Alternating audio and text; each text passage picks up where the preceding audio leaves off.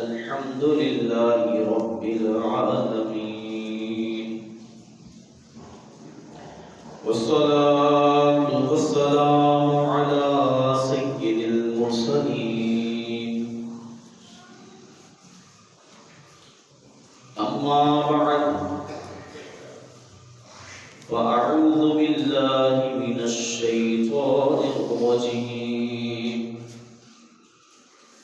بسم الله الرحمن الرحيم. قال الله تبارك وتعالى في شان حبيبه: إن الله وملائكته يصلون على النبي يا أيها الذين آمنوا صلوا عليه وسلموا تسليما. صلى الله عليك يا رسول الله، وسلم عليك يا حبيب الله. نہیں جاندا زمانہ عظمت صدیق دی، نہیں جاندا زمانہ عظمت صدیق دی، نہیں جاندا زمانہ عظمت صدیق دی، نہیں جاندا زمانہ عظمت صدیق دی. پوچھو رسول پاک تو قیمت صدیق دی، پوچھو رسول پاک تو قیمت صدیق دی. سب کچھ نثار کیتا، چھٹی سوئی بھی نہیں. سب کچھ نثار کیتا، چھٹی سوئی بھی نہیں. اسلام نوں جدوں پئی ضرورت صدیق دی، اسلام نوں جدوں پئی ضرورت صدیق دی. نہیں جاندا زمانہ عظمت صدیق دی. تینوں میں وکھاواں دشمن صدیق دے،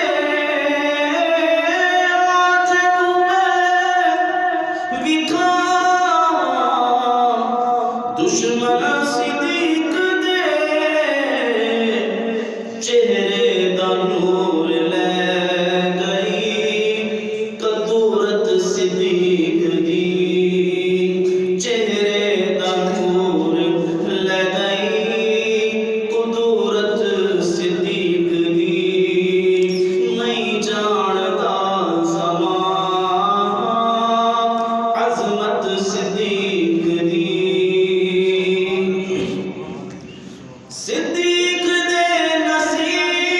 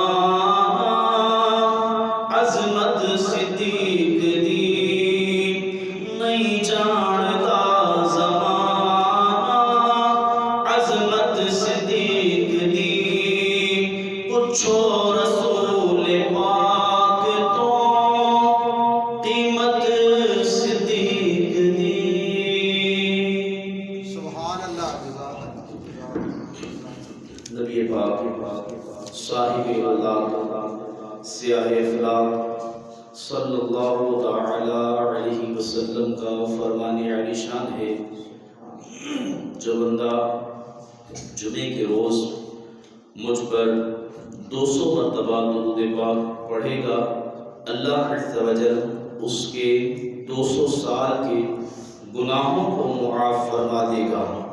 اللہ کی بارگاہ میں دعا ہے، اللہ تعالیٰ مجھے آپ کو نبی پاک صلی اللہ علیہ وسلم پر زیادہ سے زیادہ درود و سلام پڑھتے رہنے کی توفیق عطا فرمائے۔ میرے محترم اسلامی بھائیوں، حضرت ابو بکر صدیق رضی اللہ تعالی عنہ آپ کی رفعتیں، آپ کی بلندیاں، آپ کی شان وراء الورا ہے کہ ہم نبی پاک صلی اللہ علیہ وسلم کے لیے یہ کہتے ہیں، بعد از خدا بزرگ توئی قصہ مختصر، کہ اللہ کے بعد نبی پاک صلی اللہ علیہ وسلم سب سے اعلیٰ ارفع عظیم ہستی ہیں، اور ابو بکر صدیق رضی اللہ تعالی عنہ ان کے بارے میں ہم یہ کہتے ہیں، بعد الانبیاء امام صدیق۔ قصہ مختصر کہ انبیاء کے بعد ابو بکر صدیق رضی اللہ تعالی عنہ یہ امام ہیں، یہ بزرگ ہستی ہیں۔ قصہ مختصر کہ اللہ تبارک و تعالی عز و جل نے اور اس کے محبوب صلی اللہ تعالی علیہ وسلم نے جو ابو بکر صدیق رضی اللہ تعالی عنہ کو شان عطا کی ہے، یہ وراء الورا ہے۔ آپ اس حدیث مبارکہ سے بھی اندازہ لگا سکتے ہیں کہ نبی پاک صلی اللہ تعالی علیہ وسلم نے حضرت عائشہ صدیقہ طیبہ طاہرہ رضی اللہ تعالی عنہا سے فرمایا کہ عائشہ، اللہ تبارک و تعالی نے سورج کو سفید موتی سے پیدا فرمایا۔ یہ حدیث بڑی طویل ہے، مختصر یہ کہ حضور نے ارشاد فرمایا، اللہ تبارک و تعالی عز و جل نے پھر اس سورج کو لگامیں ڈالی، اور سورج کی لگامیں سرخ یاقوت کی ہیں۔ پھر فرمایا کہ اللہ تبارک و تعالی نے اسے غروب کرنے کے لیے مشرق سے مغرب کی طرف کھینچنے کے لیے 60,000 فرشتوں کو مقرر کیا کہ جو سورج کی لگاموں کو کھینچ کر مغرب کی طرف غروب کرتے ہیں۔ تو پھر حضور صلی اللہ علیہ وسلم نے ارشاد فرمایا، اے عائشہ، جب فرشتے اس سورج کو کھینچتے ہیں، جب وہ خانہ کعبہ کے اوپر آ جاتا ہے تو وہ رک جاتا ہے، فرشتے اسے کھینچتے ہیں مگر وہ اسٹل ہو جاتا ہے، فرشتوں سے کھینچا نہیں جاتا۔ یعنی آپ اس بات کا اندازہ کیجئے کہ فرشتوں کی طاقت کتنی ہوگی۔ اللہ تبارک و تعالی نے فرشتوں کو کتنا اعلیٰ، کتنا عرفہ بنایا ہے کہ حضرت جبریل امین علیہ السلام اگر اپنے 2 پر کھول دیں تو پوری کائنات پروں کے نیچے آ جائے۔ اللہ تبارک و تعالی عز و جل نے فرشتوں کو وہ رفعتیں، بلندیاں عطا فرمائی ہیں، وہ طاقت عطا فرمائی ہے کہ کسی انسان کو ایسی طاقت نہیں دی گئی۔ فرشتے اسے کھینچتے ہیں، اور 2-4 فرشتے نہیں، 60,000 فرشتے سورج کو کھینچتے ہیں، خانے کعبے سے آگے نہیں جاتا۔ پوچھا کیوں نہیں آگے بڑھتے؟ سورج کہتا ہے کہ مجھے حیا آتی ہے کہ یہ رب کا گھر ہے، اس کے اوپر سے میں کیسے عبور کروں؟ فرشتے اس کو کھینچتے ہیں مگر وہ وہیں پہ رک جاتا ہے، اسے حیا آتی ہے کہ خانے کعبے کے اوپر سے میں کیسے گزروں کہ یہ اللہ کا گھر ہے۔ فرشتے اللہ کی بارگاہ میں عرض کرتے ہیں، اے مالک و مولا، سورج آگے نہیں بڑھ رہا، اس کو کھینچتے ہیں تو یہ آگے نہیں آتا، اب کیا کیا جائے؟ اللہ تبارک و تعالی عز و جل ارشاد فرماتا ہے کہ اس کے چہرے پر میں نے ایک نام کندہ کیا ہے، میں نے ایک نام لکھا ہے، اس نام کا واسطہ اسے دو، سورج چلنا شروع ہو جائے گا۔ فرشتے اس نام کا واسطہ دیتے ہیں، سورج تجھے اس نام کا واسطہ جو تیرے اوپر کندہ ہے، تیرے چہرے پہ رب نے لکھا ہے، تجھے اس نام کا واسطہ، آگے بڑھ۔ سورج جب اس نام کا واسطہ پاتا ہے تو چلنا شروع ہو جاتا ہے۔ حضرت عائشہ پاک رضی اللہ تعالی عنہا نبی پاک صلی اللہ تعالی علیہ وسلم کی بارگاہ میں عرض کرتی ہیں، یا رسول اللہ صلی اللہ تعالی علیہ وسلم، اس کے اوپر نام کس کا لکھا ہے جس کا واسطہ دیا تو سورج چلنا شروع ہو گیا؟ نبی پاک صلی اللہ علیہ وسلم نے ارشاد فرمایا، تیرے باپ ابو بکر کا نام لکھا ہوا ہے، تیرے باپ ابو بکر کا نام لکھا ہوا ہے۔ تو اللہ تبارک و تعالی عز و جل کے ہاں ابو بکر صدیق رضی اللہ تعالی عنہ، آپ کا یہ مقام، یہ مرتبہ کہ نہیں جانتا زمانہ عظمت صدیق دی، پوچھو رسول پاک کو قیمت صدیق دی، نہیں جانتا زمانہ، خدا کی قسم کوئی نہیں جانتا کہ ابو بکر صدیق رضی اللہ تعالی عنہ کا رب کے ہاں مقام کیا ہے، نبی کے ہاں مقام کیا ہے۔ نبی پاک صلی اللہ تعالی علیہ وسلم غار ثور میں ہیں، آقا کریم صلی اللہ تعالی علیہ وسلم کی بارگاہ میں ابو بکر صدیق رضی اللہ تعالی عنہ نے عرض کی، یا رسول اللہ صلی اللہ تعالی علیہ وسلم، مجھے پیاس لگی ہے، پیاس کی شکایت کی، یا رسول اللہ مجھے پیاس لگی ہے۔ اب غار ثور پہ جو گیا ہے یا جس نے نیچے سے دیکھا ہے وہ جانتا ہے کہ اس کا فاصلہ کتنا ہے، اور وہاں پر پانی آنا یا اس کا چشمہ جاری ہونا یہ تو امپاسبل ہے، ناممکن ہے، مگر ابو بکر صدیق جانتے تھے کہ نبی پاک صلی اللہ علیہ وسلم اختیار والے، حضور کو رب نے اختیار عطا فرمایا ہے۔ نبی پاک صلی اللہ تعالی علیہ وسلم اگر چاہیں ایڑی زمین پہ مارے چشمے جاری ہوتے ہیں، اگر حضور چاہیں تو اپنی انگلیوں سے پانی کے چشمے جاری فرما دیں، اگر حضور اشارہ فرمائیں تو آسمان سے پانی جو ہے وہ اترنا شروع ہو جائے۔ نبی پاک صلی اللہ علیہ وسلم کی بارگاہ میں عرض کی، یا رسول اللہ پیاس بڑی شدت کی لگی ہے۔ میرے آقا کریم صلی اللہ علیہ وسلم نے یہ نہیں فرمایا یہاں پانی کہاں سے آئے گا، حضور نے ارشاد فرمایا، ابو بکر غار کے اوپر جاؤ، غار کے اوپر جاؤ، وہاں چشمہ جاری ہے، وہاں نہر جاری ہے، وہاں سے پانی پی لو۔ حضرت ابو بکر صدیق رضی اللہ تعالی عنہ غار کے اوپر جاتے ہیں، وہاں دیکھتے ہیں کہ ایک نہر جاری ہے۔ حضرت ابو بکر صدیق رضی اللہ تعالی عنہ پانی پیتے ہیں، پیاس بجھاتے ہیں، حضور کی بارگاہ میں حاضر ہو جاتے ہیں۔ نبی پاک صلی اللہ علیہ وسلم نے ارشاد فرمایا، ابو بکر پانی پی لیا، پیاس بجھا لی؟ عرض کی، یا رسول اللہ صلی اللہ علیہ وسلم پیاس بجھا لی، بڑا ہی میٹھا پانی تھا، شہد سے زیادہ میٹھا تھا اور دودھ سے زیادہ سفید تھا، کستوری سے زیادہ اس کی خوشبو آ رہی تھی۔ یا رسول اللہ صلی اللہ علیہ وسلم بڑا خوشبودار پانی تھا۔ میرے آقا کریم صلی اللہ علیہ وسلم نے ارشاد فرمایا، ابو بکر جانتے ہو وہ پانی کہاں سے آیا، وہ نہر کہاں سے آئی؟ عرض کی، یا رسول اللہ صلی اللہ علیہ وسلم میرے ماں باپ آپ پہ قربان، آپ ارشاد فرمائیے وہ پانی کہاں سے آیا؟ نبی پاک صلی اللہ علیہ وسلم نے ارشاد فرمایا، جب تو نے میری بارگاہ میں شکایت کی کہ مجھے پیاس لگی ہے تو اللہ تبارک و تعالیٰ کو گوارا نہ ہوا کہ میرے یار کو پیاس لگی ہے، میرے محبوب کریم صلی اللہ علیہ وسلم کا یار پیاسا ہے۔ اللہ تبارک و تعالیٰ نے جو جنت میں نہروں پر موکل فرشتے ہیں، جنت الفردوس میں نہروں کی ذمہ داری اس کے پاس ہے۔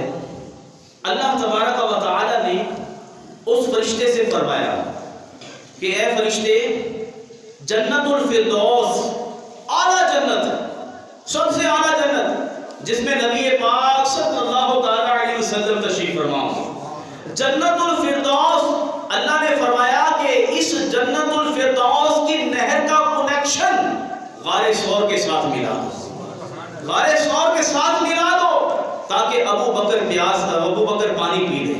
تو میرے محترم اسلامی بھائیوں، ابو بکر صدیق رضی اللہ تعالی عنہ نے حضور کی بارگاہ میں عرض کی، یا رسول اللہ صلی اللہ علیہ وسلم، اللہ کے ہاں میرا اتنا مقام ہے، اللہ کے ہاں میری اتنی رفعتیں ہیں، اتنی بلندیاں، اتنی فضیلت ہے۔ حضور نے ارشاد فرمایا یہ تو کچھ میں نہیں، اللہ کے ہاں اس سے بھی زیادہ تیرا مقام ہے، یہ تو کچھ میں نہیں، اللہ کے ہاں اس سے بھی زیادہ تیرا مقام ہے۔ اے ابو بکر، خدا کی قسم، اس رب کریم کی قسم جس نے مجھے نبی بنا کے مبعوث فرمایا، دنیا کے اندر بھیجا ہے، اس رب کی قسم جس کے دل میں تیرا بغض ہوگا وہ کبھی بھی جنت میں داخل نہیں ہوگا۔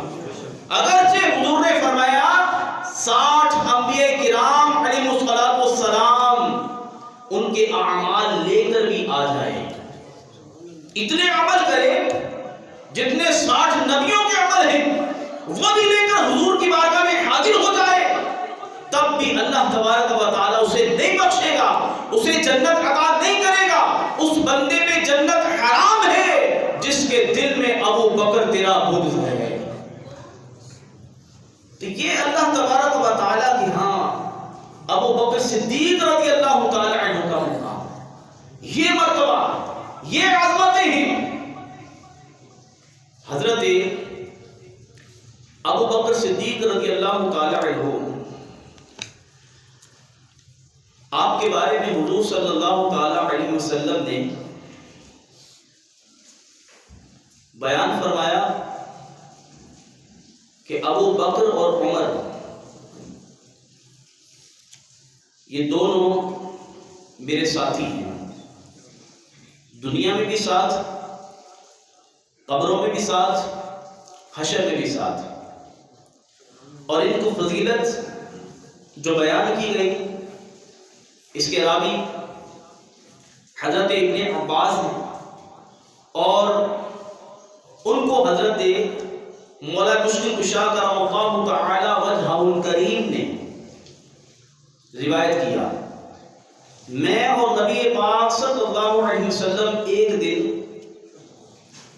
مسجد میں حاضر تھے، اور خدا کی قسم ہمارے سوا اور کوئی نہ تھا، ہم دونوں ہی تھے۔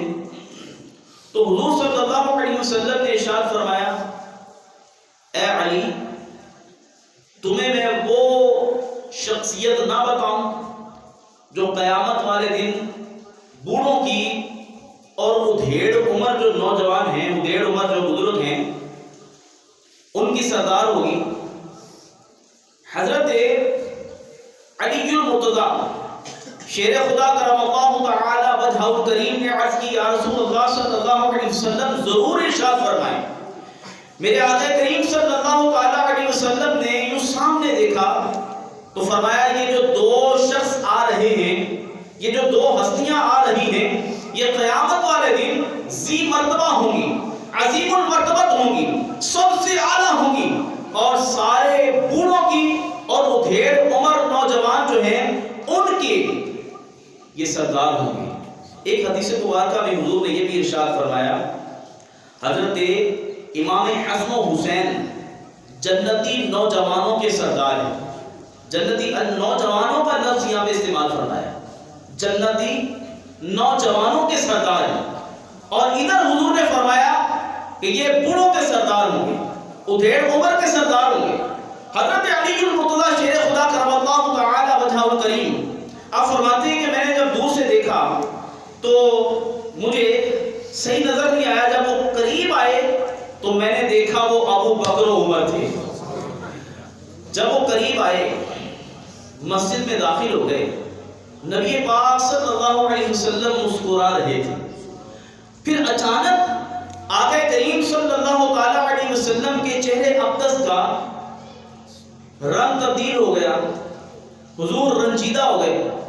حضرت ابو بکر صدیق رضی اللہ تعالی عنہ نے عرض کی، یا رسول اللہ صلی اللہ علیہ وسلم، جب ہم مسجد میں حاضر ہوئے آپ مسکرا رہے تھے، اچانک تاثرات تبدیل ہو گئے، اس کی وجہ کیا ہے؟ میرے آقا کریم صلی اللہ تعالی علیہ وسلم نے ارشاد فرمایا، اے ابو بکر، اے عمر، جب تم دار ابی حنیفہ کو دور کر کے وہاں سے جب تم مڑے، اس وقت تمہارے پاس شیطان آیا اور اس نے ہاتھ اٹھا کر کے اللہ کی بارگاہ میں دعا کی، جس کو تم نہیں دیکھ رہے تھے میں دیکھ رہا تھا، جس کو تم نہیں سن رہے تھے میں سن رہا تھا۔ یا رسول اللہ، اس نے کیا کہا؟ حضور نے فرمایا اس نے ہاتھ اٹھائے اور دعا کی، تمہارا وسیلہ دیا، ابو بکر و عمر کا وسیلہ دیا، یا اے مالک و مولا، ان دونوں ہستیوں کا وسیلہ، دونوں ہستیوں کا واسطہ، اے مالک و مولا، قیامت والے دن مجھے ابو بکر و عمر کے ساتھ جو بغض رکھنے والے ہیں، جو ان کو عذاب ملے گا، اے اللہ مجھے اس عذاب سے محفوظ فرما لے۔ شیطان بھی ابو بکر و عمر ان سے بغض رکھنے والوں سے پناہ مانگ رہا ہے، اے اللہ ان سے بغض رکھنے والوں کو جو تو نے عذاب دینا ہے، مجھے جہنم میں ڈالنا ہی ہے، میں نے تو جہنم میں جانا ہی ہے، مگر جو تو نے ان کے لیے عذاب رکھا ہے، اے اللہ اس عذاب سے مجھے محفوظ کرنا اور ان کے بغض سے مجھے محفوظ کرنا۔ اب اندازہ کیجئے کہ شیطان نے جہنم میں داخل ہونا ہے، جہنم میں جانا ہی ہے، جہنم بڑا جو ہے وہ کٹھن ایک مقام ہے، وہاں پہ عذاب ہی عذاب ہے، مگر اس سے بڑا عذاب کیا ہوگا کہ شیطان ابو بکر اور عمر کے گستاخوں سے، ان سے بغض رکھنے والوں سے پناہ مانگ رہا ہے۔ اس سے بڑا عذاب اور کیا ہو سکتا ہے کہ شیطان پناہ مانگ رہا ہے۔ اللہ تبارک و تعالی ہمیں گستاخ صحابہ سے محفوظ فرمائے اور صحابہ اکرام علیہ رضوان کی گستاخی سے محفوظ فرمائے۔ نبی پاک صلی اللہ تعالی علیہ وسلم نے جب یہ ارشاد فرمایا تو علی المرتضی شیر خدا کرم اللہ تعالی وجہہ الکریم، آپ فرماتے ہیں کہ پھر حضور نے ابو بکر صدیق رضی اللہ تعالی عنہ کی طرف دیکھا، مسکرا دیے۔ ابو بکر صدیق نے عرض کی، یا رسول اللہ صلی اللہ علیہ وسلم، جو ہم سے بغض رکھنے والا ہے اس کی سزا کیا ہے؟ حضور نے فرمایا یہ سزا کم ہے کہ شیطان اس بندے سے پناہ مانگ رہا ہے۔ پھر عرض کی، یا رسول اللہ صلی اللہ علیہ وسلم، جو ہم سے پیار کرنے والے ہیں، ہم سے محبت کرنے والے ہیں، ان کی جزا کیا ہے؟ ان کو اللہ تبارک و تعالیٰ کیا انعام عطا فرمائے گا؟ تو حضور صلی اللہ علیہ وسلم نے ارشاد فرمایا، تم دونوں اپنے پاس سے اپنی نیکیوں سے ان حضرات کو حصہ دینا جو تم سے پیار کرنے والے ہوں، تم سے محبت کرنے والے ہوں گے۔ تو ابو بکر صدیق رضی اللہ تعالیٰ عنہ نے عرض کی، یا رسول اللہ صلی اللہ علیہ وسلم، جب سے میں اسلام لے کر آیا تب سے لے کر وفات تک جتنی میری نیکیاں ہوں گی اس کا چوتھائی حصہ میں ان میں تقسیم کروں گا جو مجھ سے پیار کرنے والے ہیں۔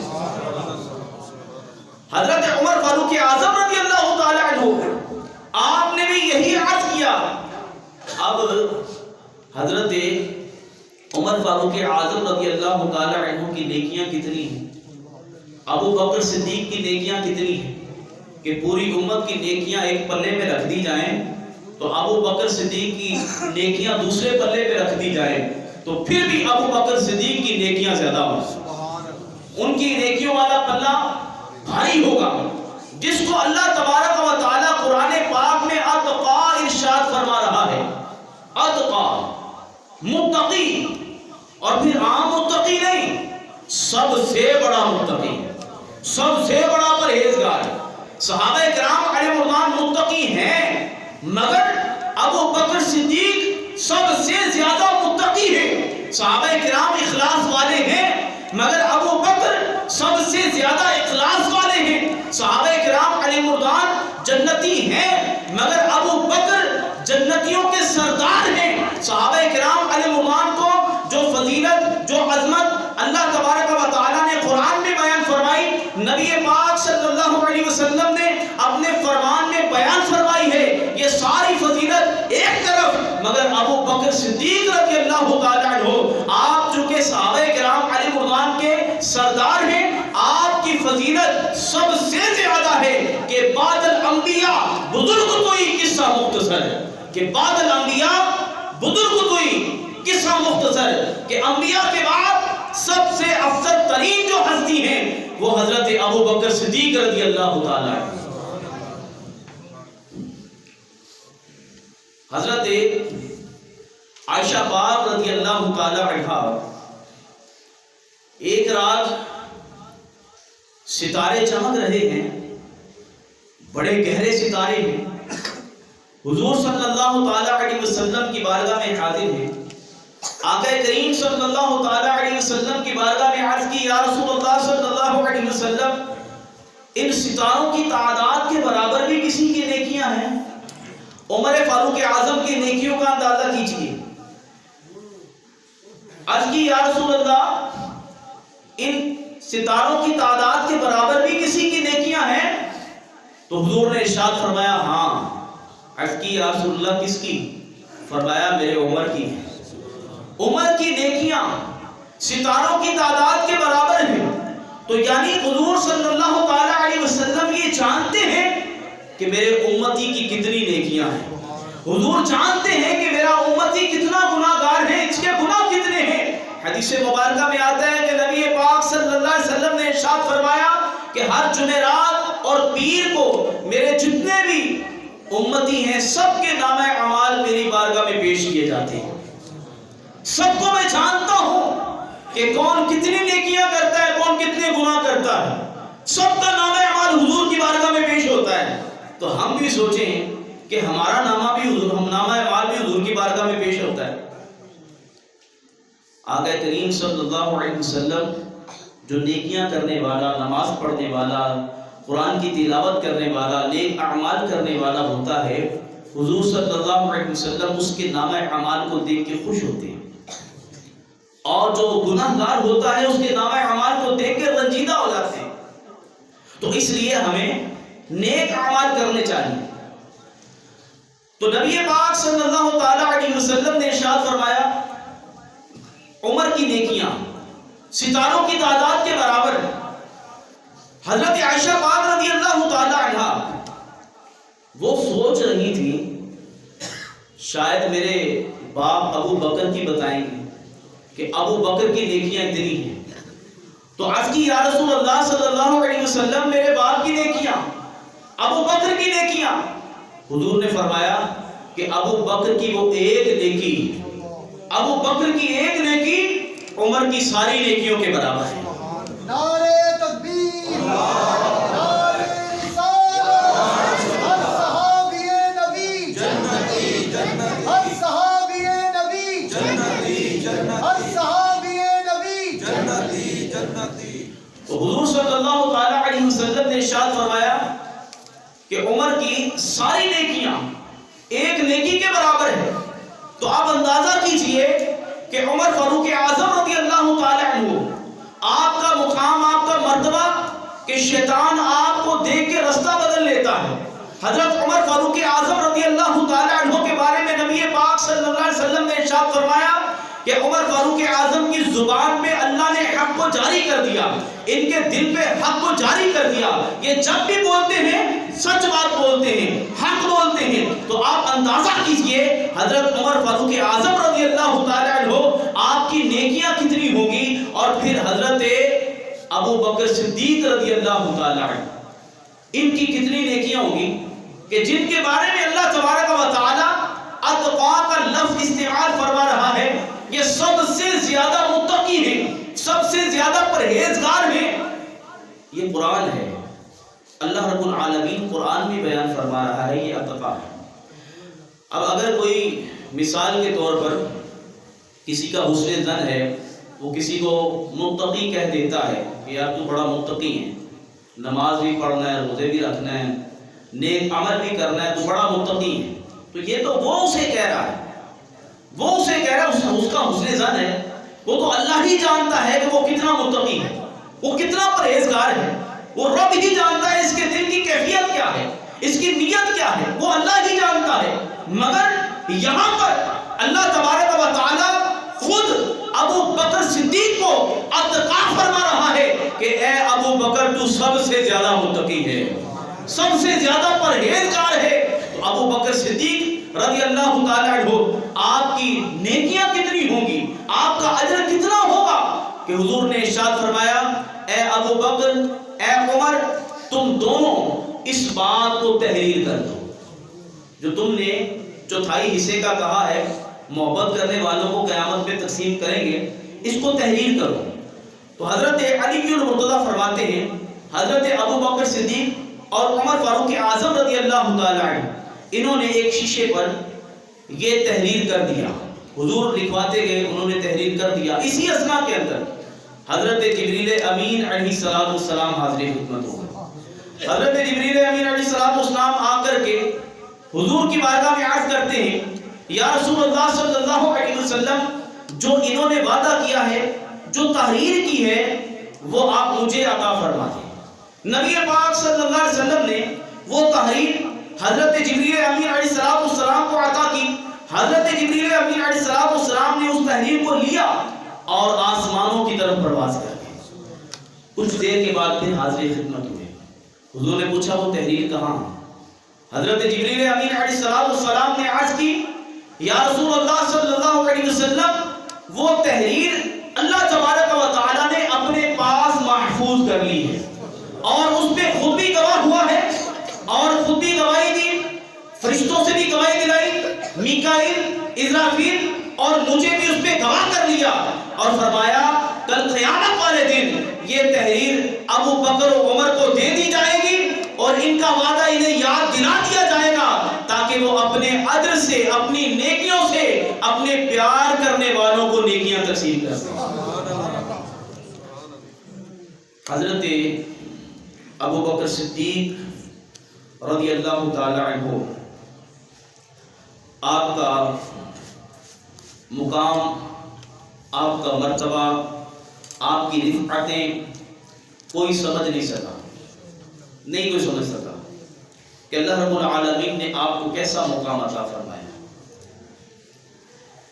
ایک مرتبہ حضور صلی اللہ علیہ وسلم نے ارشاد فرمایا اے ابو بکر تو غار میں بھی میرے ساتھ ہوگا اور حوض کوثر پہ بھی میرے ساتھ ہوگا.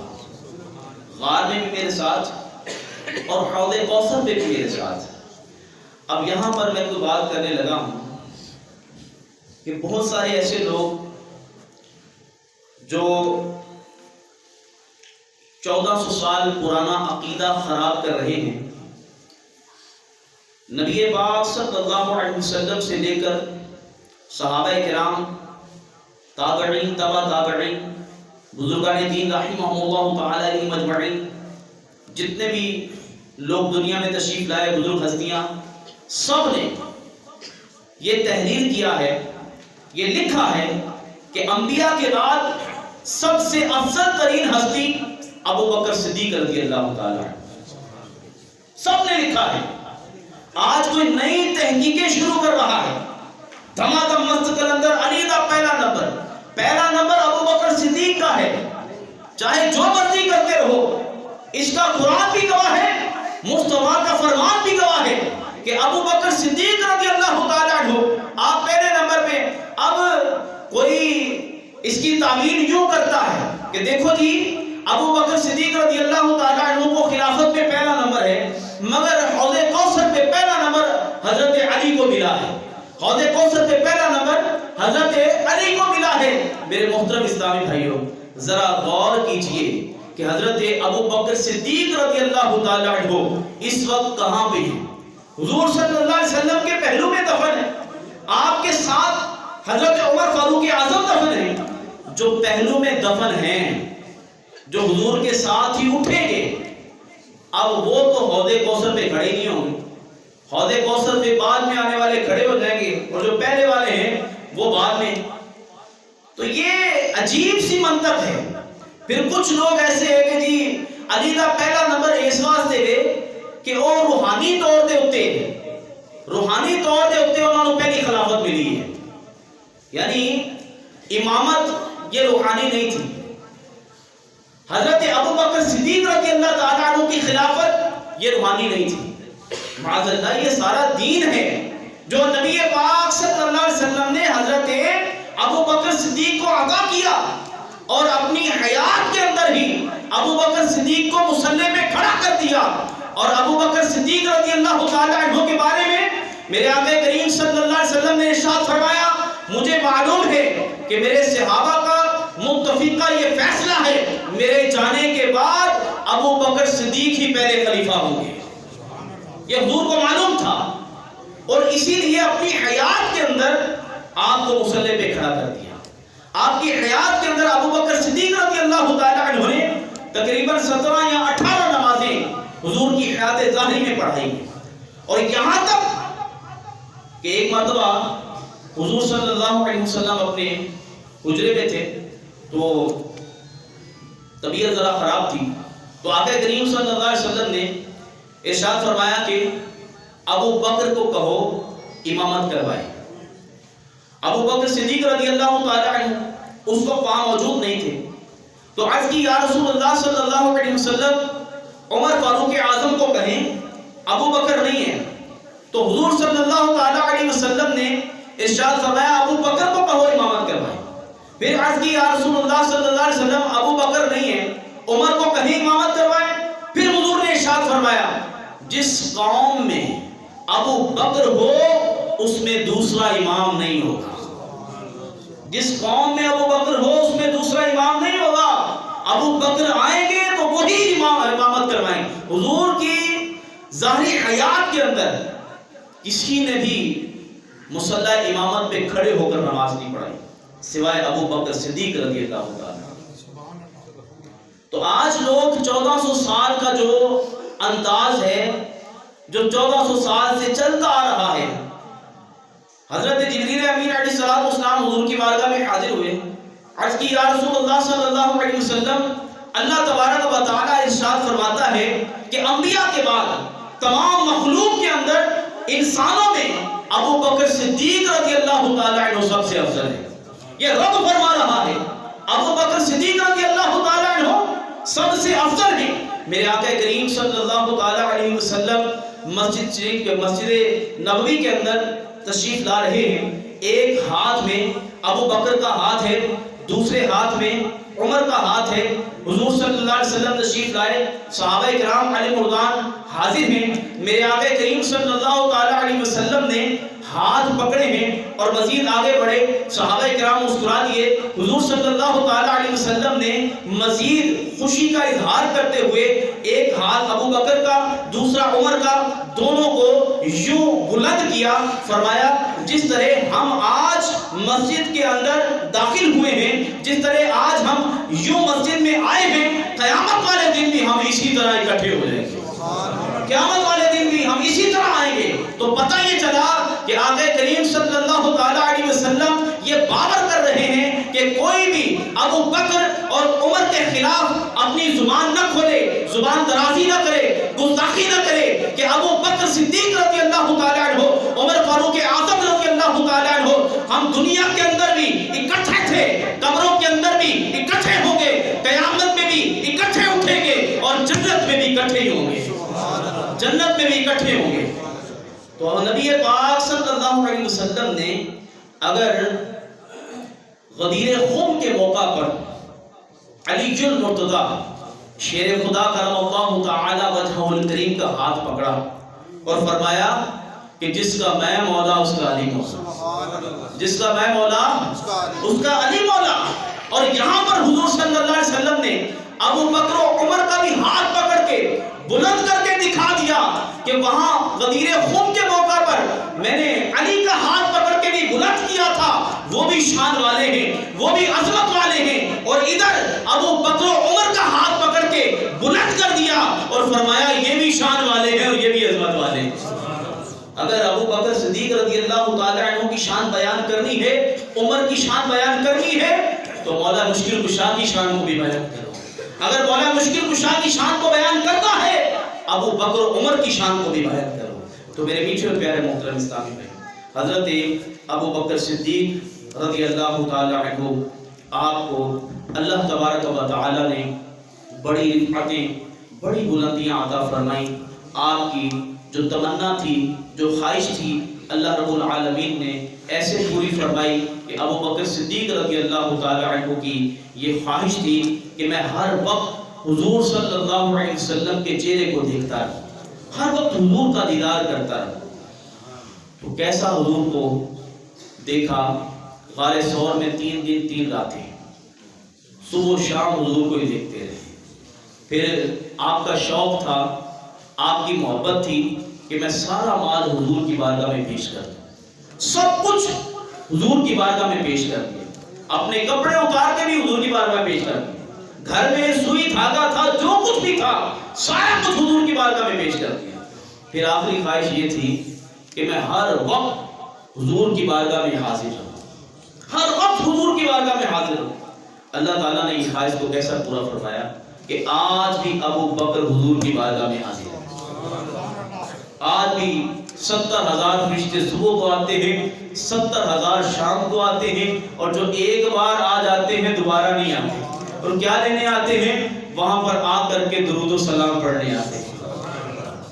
تو ابو بکر عمر فاروق اعظم اس مقام پہ ہیں جہاں درود و سلام پڑھا جاتا ہے، حضور کے پہلو میں دفن ہیں. تو یہ شاکر صاحب نے بڑا پیارا کلام لکھا ہے اس پہ. اللہ تعالیٰ پتہ چلا ہے کہ طبیعت کافی ناساز ہے اس کی، تو اللہ رب العالمین اسے شفا عطا فرمائے. یہ چند اشعار جو ہے نا مل کے ہم پڑھتے ہیں.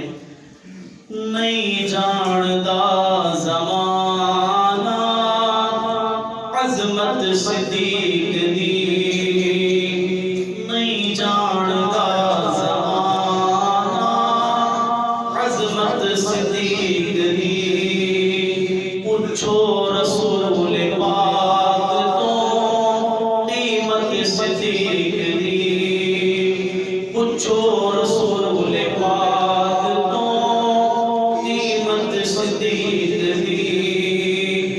نہیں جانتا زمانہ عظمت صدیق دی، نہیں جانتا زمانہ عظمت صدیق دی،